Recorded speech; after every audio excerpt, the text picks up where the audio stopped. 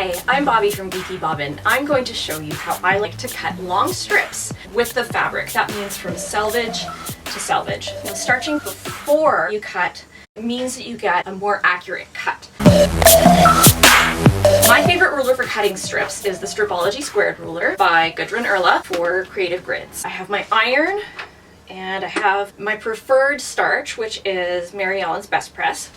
If I'm doing a lot of yardage, I'll sometimes hang it up on like a clothesline and spray it that way. But since I'm just doing this one, I'm just gonna give it a good spray.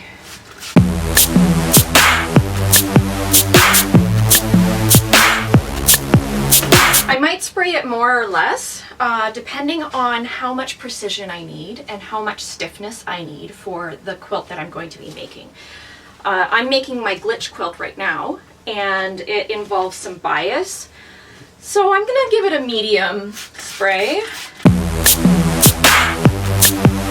I wanted it to be super firm, then I would spray it until it's soaked, basically, but that's not what I'm doing here. So all right, I've got my iron nice and hot, and you'll notice I'm not ironing. Like if I was ironing a shirt, I'd be doing this and trying to get all the creases out. What I'm doing is I am setting that starch.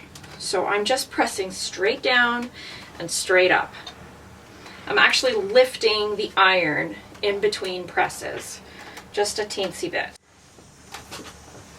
All right. So now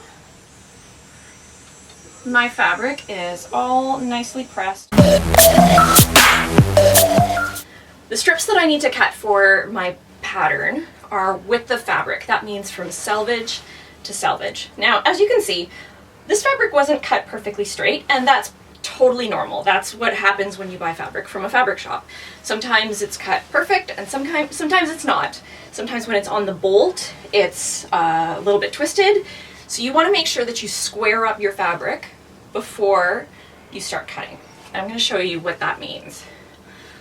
So if you hold up your fabric like this, you can take a look at it. You might have to stand in front of a mirror. You can see that if I line up the edges of the fabric, there's that diagonal swish thing going on there.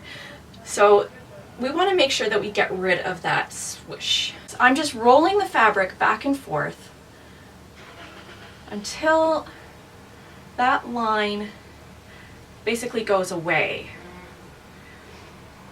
It's almost right. It helps to have some side light, which thankfully I have right now. All right, so once that kind of twisting is basically gone, that means that my fabric is completely square. So I am going to lay my fabric down on my cutting mat. I'm ignoring the selvage. The selvage is a little bit crooked. I'm not sewing with the selvage anyway, so it doesn't really matter. What I'm more interested in is making sure that this fold, the halfway fold, is parallel with this fold. That'll keep my fabric from having any kind of W shape after I cut, because I will know that I'm cutting exactly at 90 degrees to this fold and this fold.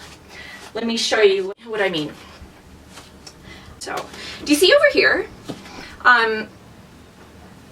how far off that edge is? Like just from the one edge to the other. So there's almost an inch there of unevenness. So that's why we have to make sure that we get everything squared off before we start cutting our fabric. All right, so I'm making sure that this fold is parallel to this fold, and I'm using the markings on the Stripology Squared ruler as my guide. So that's not quite right. I'm just going to keep on tweaking it until the two fold lines are perfectly parallel to each other. There we go. I'm happy with that level of perfection. I'm just going to use some washi tape so that I don't have to do the math afterward. I'm going to do it first and not while I'm cutting, because sometimes that makes me make mistakes. So from this fabric, I need to make 4 cuts. square it off 6.5. That gets me my 2-inch, and that gets me 2 1 1/4. Trust me on the math here. I'm lining up this line again with the bottom edge, double checking that everything is parallel, and I'm checking that this side lines up with my 0 line. I've got a nice new rotary cutter blade in my rotary cutter, and I'm ready to cut. So I'm not going to have to pick up my ruler. It's just going to stay right there, and I'm not going to have to worry about it slipping. There's my one cut. Next cut.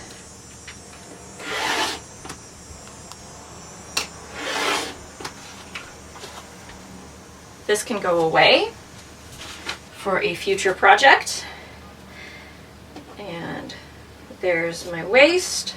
There's my 6.5. There's my 2. Now I need to make this 2.5-inch strip into 2 1 1/4-inch strips. So there's a 1/4 inch line right here, just to the other side of the 0 line. So I line that up, and I need 1 1/4. So I've got 1/4, and I cut on the 1.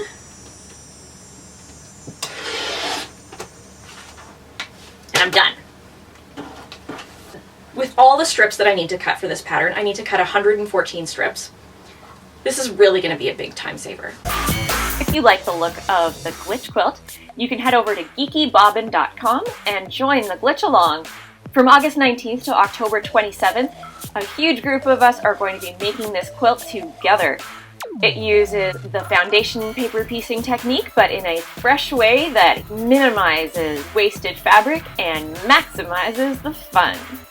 You can also head over to my Instagram page and check out #glitchalong to see some inspiration from other makers. Hope you'll join us. Happy stitching. I hope you found that helpful. If you want to have a look at the Stripology Squared ruler, I've got some links below that you can check out to buy your own. I'm gonna do a whole bunch of voiceovers because I sound ridiculous and I'm sure the audio is terrible. Happy stitching!